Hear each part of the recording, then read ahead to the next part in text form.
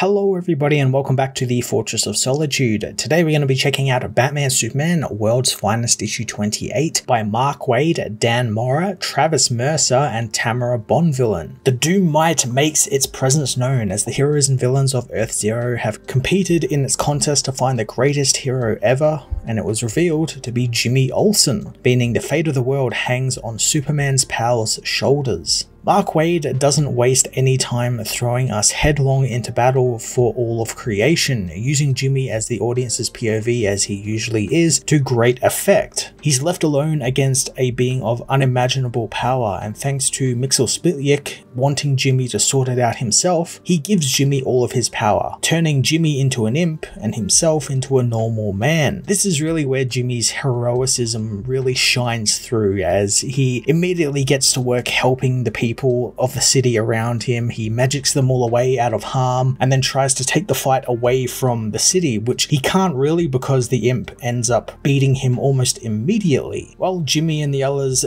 deal with the sixth dimensional imp, Batman, Superman and Batmite try and get their way out of the sixth dimension. And again, Waid does some wonderfully silly time travel sci-fi stuff here, as the sixth dimension is where all of time happens at once. So we get to see other Batman and Superman from around the timeline, like the Batman from the opening of Chip Zdarsky's Batman run, when he fought the Penguin at a gala and had to do it in just his mask and half a tuxedo. We also get to see Superman when he got imprisoned on Warworld. All of these are futures of the current Batman and Superman, since this series takes place in the past. Batmite of course loves all of this, since now he has access to infinite numbers of Batman he can torture, but Superman reminds him that he has to be an asset to Batman, not a hindrance. This is something I have really liked Waid doing over the course of these last couple of issues with the imps, and I talked about it in depth in my review of the previous issue, where he's split each of the imps, Batmite and Mxyzptlk, up with the opposite hero, and is using this as an opportunity to teach them there's more to life than the hero they worship, the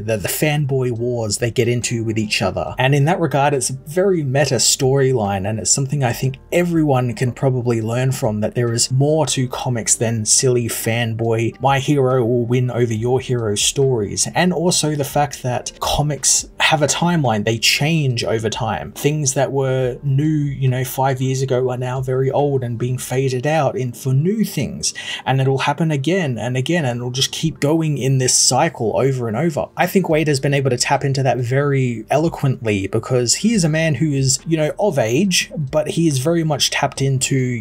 the younger generations and what's going on social media, so he is able to sort of figure out, okay, what are these fanboy wars? Like, we had them back in my day, but they've now changed, and I like that he's sort of ingraining that in the comics and keeps bringing it back up to tell people, hey,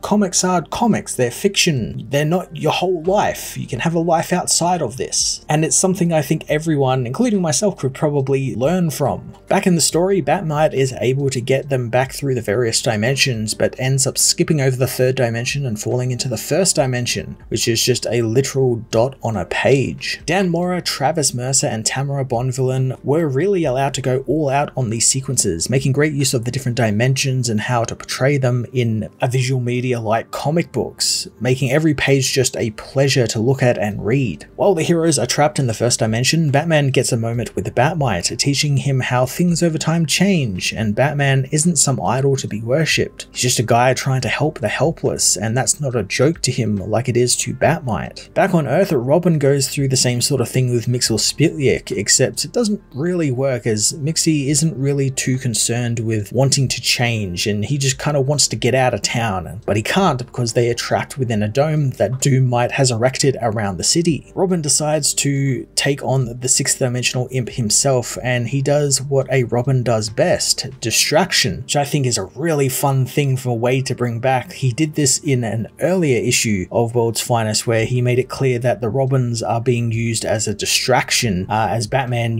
moves in on a villain or something, and that's been the case for quite a number of years, with the Robins having, the colourful costumes, always quipping to a villain, keeping their eyeline drawn to them, while Batman's really doing the thing, over in the other side of the room. The distraction actually works, and Jimmy is able to regain composure, and he's able to call in some cavalry from the other hero imps. Jimmy reveals that before Doom Might attacked, he actually said his name backwards and disappeared back into the 5th dimension, where he met the other hero imps of Rescueville and convinced them to fight back against their predator, basically just by becoming their friends, which is the real power of Jimmy Olsen, his friendliness, his ability to become your pal. Batman and Superman return just in the nick of time too to help save everyone, but in a real nice twist from Wade, that doesn't actually work out so well, and while Batman is mid-speech to the villain, he is blasted and turned into an inanimate puppet. This is the type of wild twist in the story I really like, and Wade is telling us that Batman and Superman won't be, swooping in to save the day like they usually do, and in turn detracting from what Jimmy has already done so far in this series, and no doubt will do in the next issue. It also seems like it will lead to a little bit more creative stuff where the heroes are turned into puppets. It's only Batman who is seemingly turned into at the end of this issue, but I could see some of the other heroes maybe turned into, and you could do some really creative stuff on the art side with characters being turned into puppets, people having to puppeteer them, that sort of stuff.